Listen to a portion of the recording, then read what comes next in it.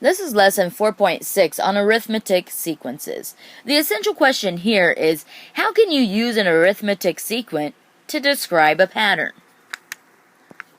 Well, what is an arithmetic sequence? It's the difference between each pair of consecutive terms when it's the same. This difference is called the common difference. Each term is found by adding the common difference to the previous term. Like we have 5, 10, 15, 20. The common difference here is 5. We just keep adding 5. So, how are we going to extend an arithmetic sequence? It is asking us here in example 1 to write the next 3 terms of the arithmetic sequence. Now, we could use a table to kind of organize our terms and find the pattern. We could do like position. I'm going to put P and T for term. The position 1 is a negative 7. Position 2 is a negative 14. Position 3 is negative 21. Position 4 is negative 28. And each of these times, we are subtracting 7. Right? Each term is 7 less than the previous term. So the common difference here is going to be a negative 7.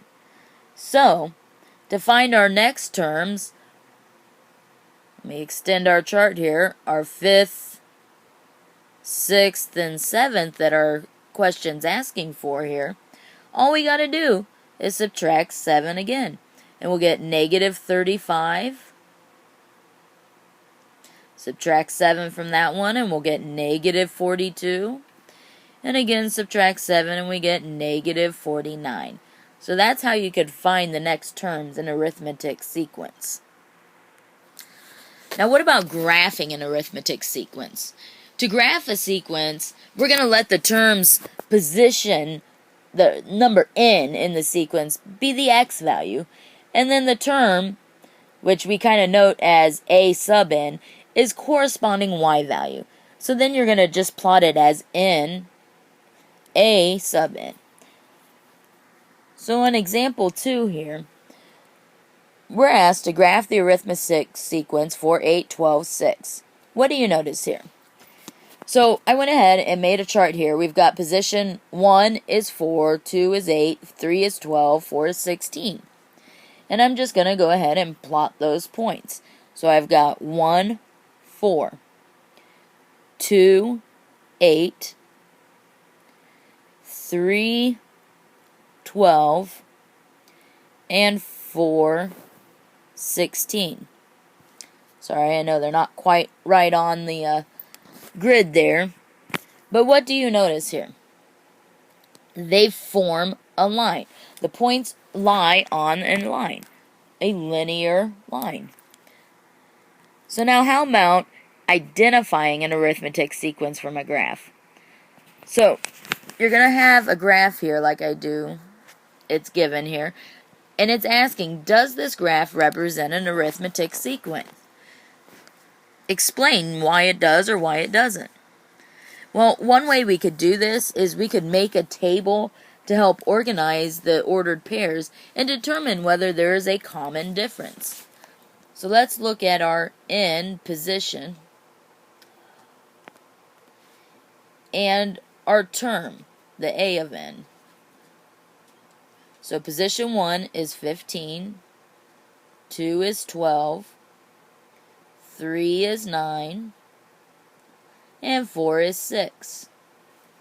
Let's see here. We subtract 3 to get here, subtract 3 to get here, subtract 3 to get here. So each term is 3 less than the previous term, so the common difference is negative 3. Since consecutive terms have the common difference of negative 3, the graph does represent an arithmetic sequence. So our core concept here is equations for an arithmetic sequence.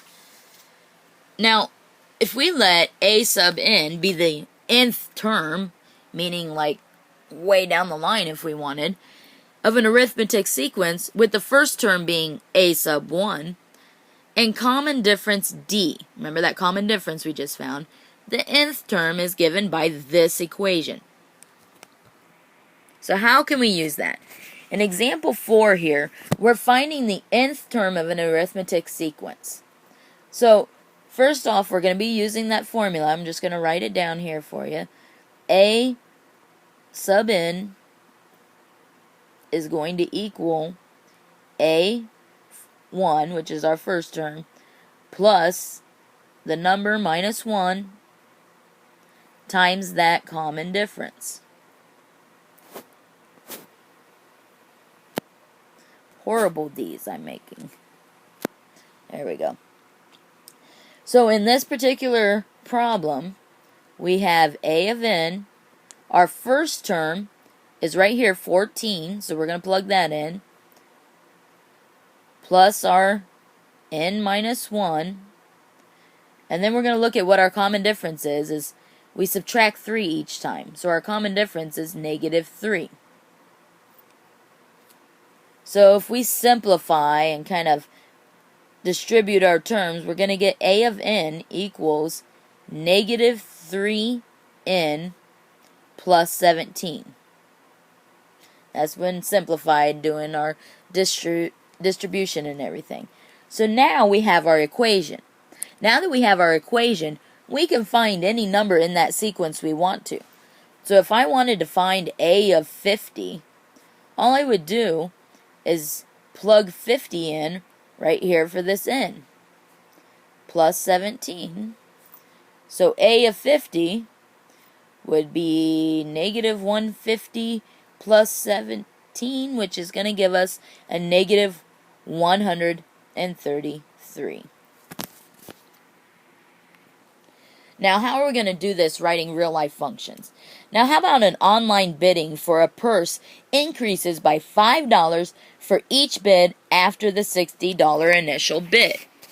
So we're going to go ahead and write a function that represents the arithmetic sequence. So here's our table here with our bid amount, our bid numbers, and then our bid amounts. And if you notice, like we said, right here, we're adding 5. Our common difference here is 5. So, we also look here, our first term, our A1, is going to be 60. So, to write it kind of as a function, the function of n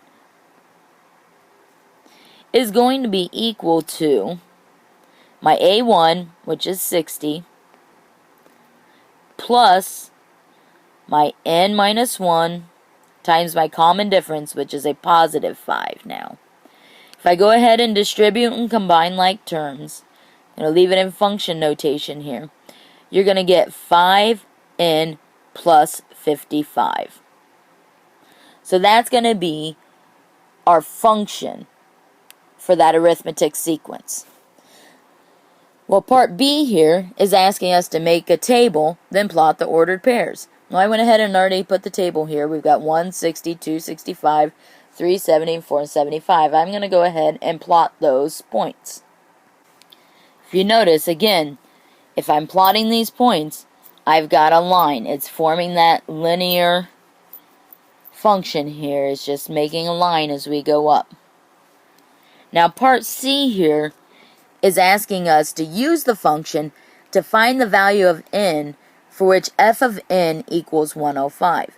Now notice it's not giving us the n, it's asking us to find what f of n is when f of n is 105. So I'm going to set my equation here. I'm going to have 105 equal to 5n plus 55, that equation I found earlier. Now if you subtract 55 from both sides, because remember all we're doing is solving equations, we get 50 equals 5n, divide by 5, and you're going to find that at the 10th term, this function would be 105. So there would be 10 bids when the dollar amount reaches $105. Go ahead and make sure you show me your notes and get started on your clever assignment.